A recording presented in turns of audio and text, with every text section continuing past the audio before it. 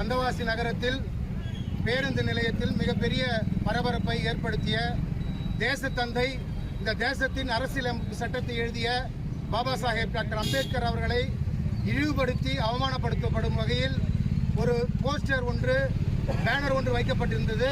அந்த பேனரில் எந்த விதத்திலும் சமமாகாத அண்ணாமலையை கலியுக அம்பேத்கர் என்று வர்ணித்து அதில் அம்பேத்கருடைய புகைப்படத்தையும் அண்ணாமலையுடைய புகைப்படத்தையும் ஒருங்கே அமைத்திருந்தார்கள் பிஜேபி கட்சியினர். வந்தவாசி குறிப்பிட்ட காலகட்டங்களில் எந்த விதமான பதட்டமும் இல்லாமல் அமைதியாக கடந்து கொண்டிருக்கின்றது. இந்த நேரத்தில் தேவையில்லாத பதட்டத்தை ஏற்படுத்தி இந்த நேரத்தில் கலவரத்தை தூண்டும் விதத்தில் ஒரு சிலர் நடவடிக்கை ஈடுபடுகிறார்கள்.